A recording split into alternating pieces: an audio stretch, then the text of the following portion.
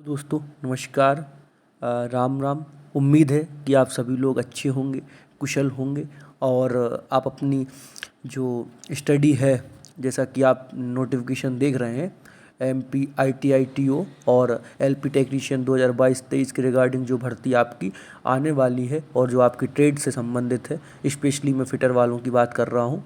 तो आप लोगों से ये उम्मीद है कि आप अपनी तैयारी सतत रूप से जारी रखे होंगे। तो आज हम आपके समक्ष एक नया टॉपिक हीट ट्रीटमेंट की जानकारी देंगे। ठीक है, कि हीट ट्रीटमेंट होता क्या है और क्यों की जाती है। उससे पहले टॉपिक शुरू करने से पहले मैं बता दूं, मैं पीयूष पीयूष चौबे। मैं अभी वर्तमान में टेक्नीशियन हूँ इंडियन रेलवे की, मैं WCR डिवीज़न में। ठीक है, इससे पहले मैं और मेरा सिलेक्शन जो है एलपी टेक्नीशियन 2018 की जो भर्ती है उसी में फिटर ट्रेड के माध्यम से हुआ है।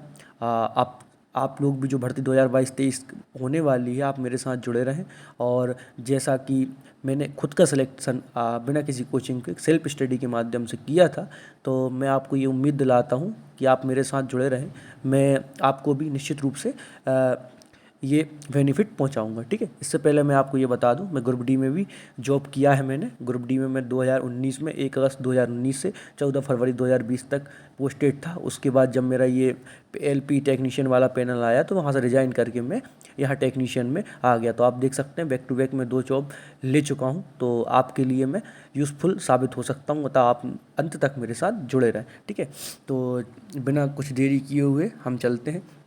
आप सबसे पहले तो आप अगर इस चैनल पर नए हैं तो हमारे चैनल को सब्सक्राइब करें और बेल आइकन को प्रेस करना ना भूलें। ठीक है, चलिए हम शुरू करते हैं हमारा टॉपिक। सबसे पहले हीट ट्रीटमेंट। ठीक है, तो हीट ट्रीटमेंट होता क्या है और हीट ट्रीटमेंट क्यों की जाती है। तो आमतौर पर आप लोग जो भी आईटीआई वर्कशॉप में गए होंगे तो वह सब समझते हैं कि हीट ट्रीटमेंट क्यों की जाती है, क्योंकि आपने जॉब जो है बनाया हुआ है और जॉब बनाने के लिए आपने विभिन्न प्रकार के टूल्स का यूज़ किया है। ठीक है, तो हीट ट्रीटमेंट जो है वो क्या होता है, उससे अपन जिस कोई भी धातु है उसकी भीतरी बनावट में परिवर्तन करते हैं। ठीक है, भीतरी बनावट में परिवर्तन क्यों करते हैं, ताकि जब आप उसका यूज़ कर सकें, जैसे कि आप कटिंग टूल्स देखते हैं, है ना, या आप मेजरिंग टूल्स देखते हैं, तो इनके अलग अलग वर्क होते हैं। तो सबसे पहले ये बनते तो आपको पता है कि ये मेटल से ही है, मगर इनमें जो है इनका हीट ट्रीटमेंट के द्वारा इनकी जो इंटरनली जो प्रॉपर्टीज़ होती हैं उनको चेंज कर दिया जाता है। और इस कारण जब इनकी अंदरूनी बनावट चेंज हो जाती है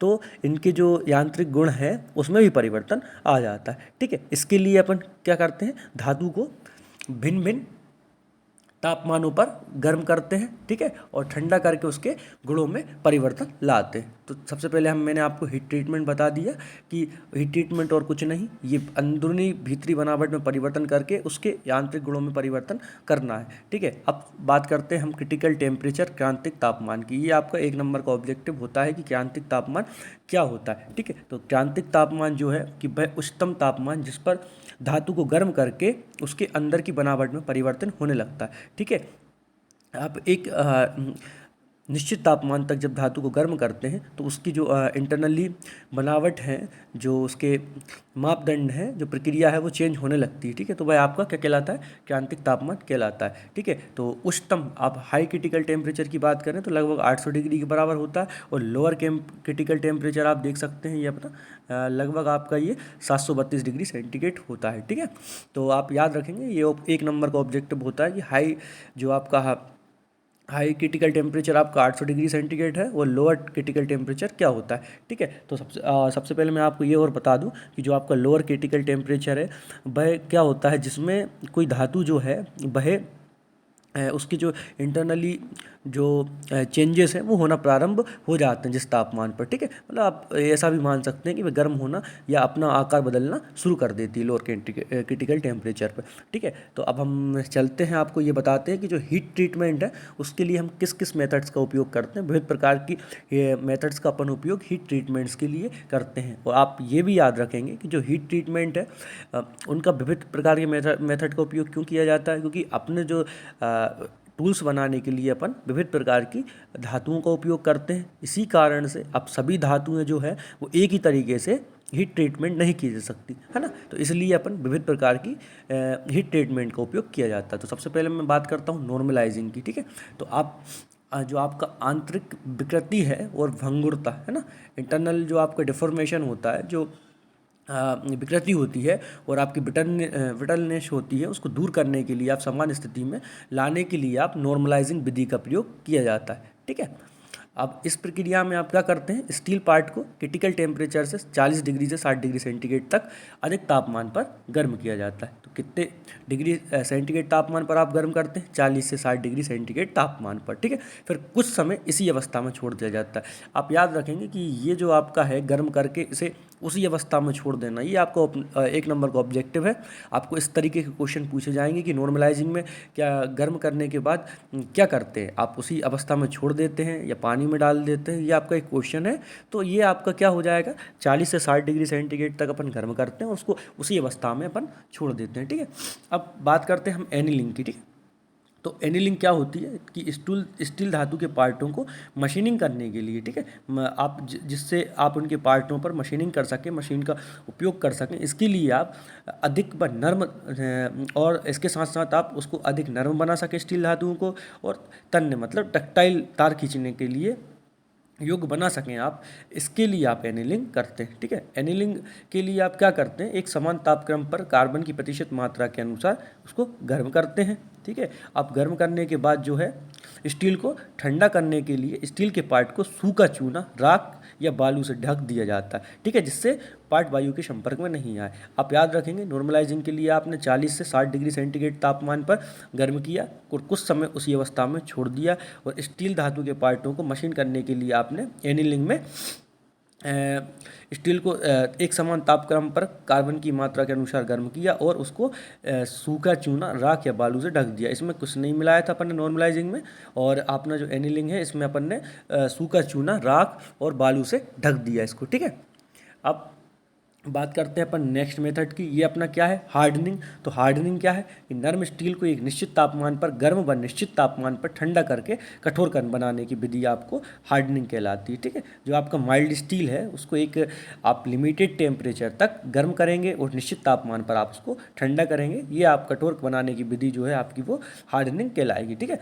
अब नर्म स्टील की धातु को कार्बन की मात्रा के अनुसार क्रिटिकल टेम्परेचर से अधिक, लगभग ये सबसे ज़्यादा आपका तापमान है, लगभग 750 से 850 डिग्री सेंटीग्रेड तक कुछ समय के लिए गर्म किया जाता है। ठीक है। जो आपका जो आपका क्रिटिकल टेम्परेचर है उससे भी अधिक 750 से 850 डिग्री सेंटीग्रेड तक गर्म करके कुछ समय तक आप उसी अवस्था में छोड़ देते हैं। इसमें आप कुछ नहीं मिलाते ना, जैसे कि आप अभी अपन ने बात करी थी एनीलिंग में आप सूखा चूना, राख इत्यादि पदार्थ का उपयोग कर रहे थे, नॉर्मलाइजिंग में भी आप कुछ नहीं मिला रहे थे, तो आप हार्डनिंग में भी आप कुछ नहीं मिलाएंगे। ठीक है।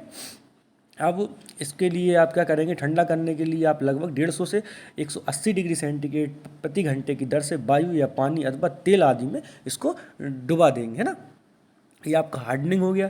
अब बात करते हैं अपन टेम्परिंग की। तो जब किसी टूल या पार्ट को हार्डनिंग करके कठोर बनाया जाता है तो उसका जो सिरा है, मतलब जो इसकी, जो आप ऐसे नॉर्मल बोल सकते हैं, जो आपकी नोक है उसकी, है ना, वो जैसे आपने देखा होगा पंच वगैरह का आप जब यूज़ करते हैं तो उसकी जो एक सिरा होता है, नुकीला सिरा होता है, तो आप कोई भी जॉब बनाते हैं, मतलब सॉरी, जो भी कोई टूल्स होता है तो उनके लिए आप हार्डनिंग करते ही हैं कठोर बनाने के लिए। तो जब कठोर करते हैं अपन तो उसको क्या होता है, कठोर करने के माध्यम से उसका सिरा होता है, जो उसका लोएस्ट पॉइंट होता है, वो कुछ भंगुर हो जाता है, ब्रिटल बन जाता है। इस भंगुरता के प्रभाव को कम करने के लिए उस टूल या पार्ट के सिरे पर टेम्परिंग की जाती है। ठीक है। टेम्परिंग करने के लिए हार्डनिंग किए गए टूल या पार्ट के उस हिस्से को जिस पर टेम्परिंग करनी होती है, टेम्परिंग तापमान पर गर्म करते हैं। ठीक है। गर्म करने के पश्चात उसे गर्म किए भाग को पानी या तेल में डुबा दिया जाता है। ठीक है। इसके लिए आप क्या करेंगे, गर्म करने वाले भाग को आप पानी या तेल में डुबा देंगे। ठीक है। अब अपन बात करते हैं नेक्स्ट विधि की, आप कैस्ट हार्डनिंग की विधि।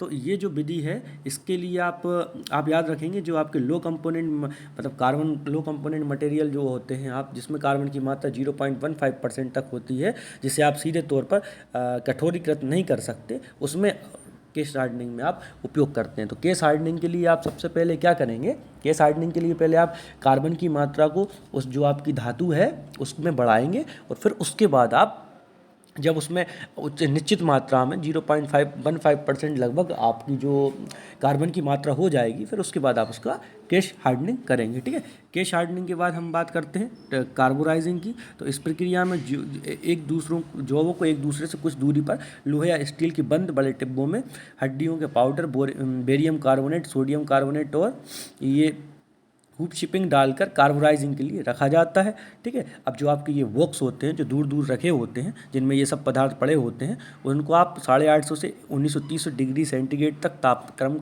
कुछ घंटे को उसी अवस्था में छोड़ देते हैं। इस प्रकार आप कार्बोराइजिंग करते हैं। ठीक है, आप याद रखेंगे जो आपका कार्बोराइजिंग है ये आपका जो जॉब है ना, उन जो आपके जो बॉक्स हैं जो जिसमें आपने विविध प्रकार के जो कंपोनेंट हैं, जिस प्रकार चारकोल, हड्डियों का पाउडर, ये सब इनको आप 850 से 1930 डिग्री सेंटीग्रेड तापमान तक गर्म करके उसी अवस्था में छोड़ देते हैं। ठीक है, नाइट्राइडिंग की जो प्रक्रिया है, इस प्रक्रिया में आप स्टील की नाइट्रोजन द्वारा केश हार्डनिंग, नाइट्रोजन कार्बोराइजिंग द्वारा केश हार्डनिंग की जाती है। ठीक है, इसमें स्टील पार्टों को 100 घंटे तक, ठीक है, 100 घंटे तक 500 डिग्री सेंटीग्रेड पर अमोनिया की, ऐसा मान सकते हैं आप, बौछार करते हैं। ठीक है, स्टील पार्ट पर 100 घंटे तक 500 डिग्री सेंटीग्रेड पर आप अमोनिया की बौछार करते हैं। ठीक है, और इस नाइट्रोजन युक्त किसी अन्य पदार्थ के संपर्क में गर्म कर कर केश हार्डनिंग की जाती है। इस प्रकार आप कर सकते हैं केश हार्डनिंग। केश हार्डनिंग के बाद अपन नेक्स्ट टॉपिक पर चलते हैं। तो अपना ये साइनाइडिंग है।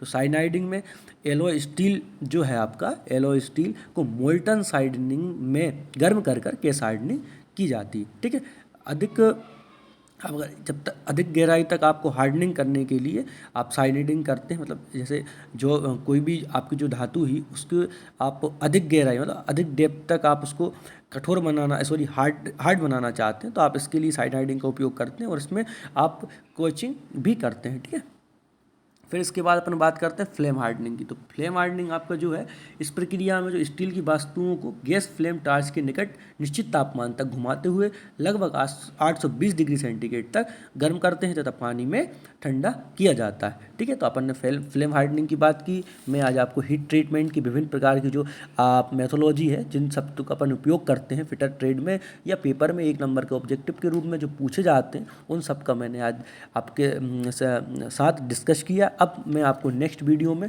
इन सब के जो मल्टीपल क्वेश्चन है, ऑब्जेक्टिव टाइप क्वेश्चन है, उनका अपन डिस्कशन करेंगे। ठीक है, क्योंकि अभी वीडियो अपन लंबा नहीं बना सकते और इसके लिए आप इस वीडियो को देखें, अंत तक देखें। धन्यवाद। जय हिंद, जय भारत।